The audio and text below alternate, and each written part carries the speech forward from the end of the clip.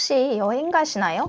아니면 출장 혹은 여러 가지 이유로 외박을 할 일이 있으신가요? 그렇다면 이 영상을 꼭 봐주세요. 고양이는 혼자 둬도 괜찮지 않을까라고 생각하시는 집사님들이 생각보다 많습니다. 하지만 고양이도 오랜 기간 혼자 있게 된다면 스트레스를 받을 수 있고 또 예상치 못한 문제에 노출될 위험이 있어요. 이번 영상에서는 여행, 외박 시 고양이들이 혼자서 안전하게 잘 지낼 수 있도록 어떤 것들을 준비해야 되고 주의해야 하는지 알아보고자 합니다.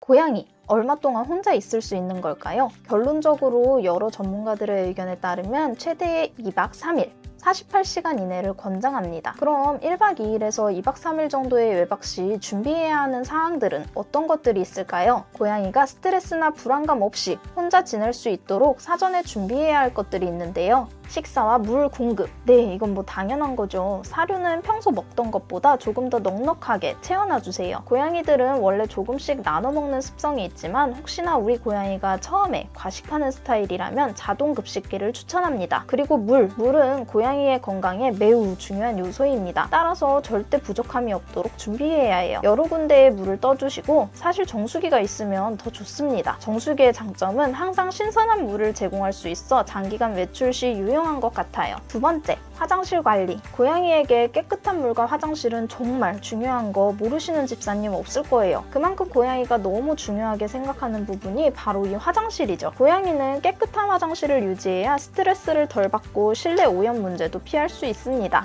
외박 전 화장실을 청소하고 충분한 모래를 채워두세요. 장기간 외출 시 자동 청소 화장실이 있다면 편리하다고 하는데 사실 저도 자동 청소 화장실은 없어요. 자동 화장실 소음이 고양이에게 스트레스일 수도 있다고 해서 고려하지 않았었는데 또 뭐 소음을 최소화한 제품들도 많다고 해서 나중에 기회가 된다면 한번 사서 써볼까 싶기도 합니다. 어쨌든 고양이들이 화장실이 더러워지면 스트레스가 커질 수 있기 때문에 화장실 청결 유지는 필수입니다. 세 번째, 쾌적하고 안전한 환경 유지. 고양이들이 안전하고 편안하게 지낼 수 있도록 집안의 온도와 습도를 신경 써주세요. 여름철이나 겨울철의 극단적인 온도에서 고양이는 스트레스를 받을 수 있습니다. 여름에는 에어컨, 겨울에는 난방기를 조절해 적절한 실내 온도를 유지해주세요. 에어컨을 설정해 놓을 경우에는 리모컨을 건드리지 않도록 숨겨주세요. 보일러를 틀 수 없을 경우 너무 추운 날씨에는 담요들을 깔아주세요. 또 고양이의 활동 영역에서 위험할 수 있는 물건들은 미리 치우고 창문이나 문이 잘 닫혀 있는지 꼭 확인해 주세요. 환기의 문제로 문을 여는 경우가 간혹 있는데 고양이들은 정말 작은 틈으로도 나갈 수 있기 때문에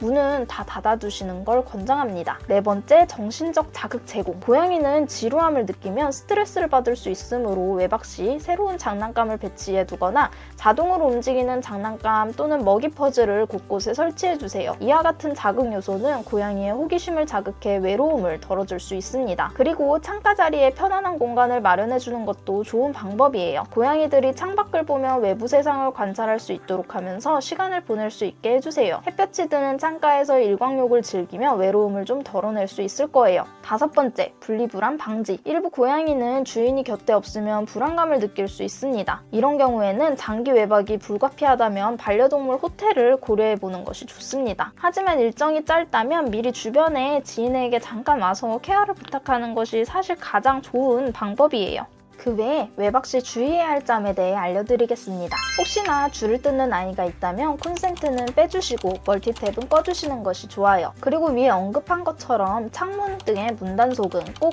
해주세요. 고양이가 다니는 곳 중 높은 곳에 떨어질 만한 물건들은 전부 치워주세요. 인덕션을 사용하는 집은 작동하지 않도록 조치를 취해주세요. 2박 3일 이상 외박의 경우에는 펫시터에게 부탁하거나 반려동물 호텔을 이용하셔야 해요. 하지만 너무 예민한 아이의 경우 호텔을 이용하는 것이 굉장히 스트레스를 줄 수 있기 때문에 미리 호텔을 체험해보는 것도 좋은 방법인 것 같습니다. 펫시터의 경우에도 이왕이면 사실 고양이가 익숙한 가족이나 친구인 경우가 가장 좋겠죠? 그렇지 않다면 펫시터에게 우리 고양이의 성향에 대해 잘 전달해주세요.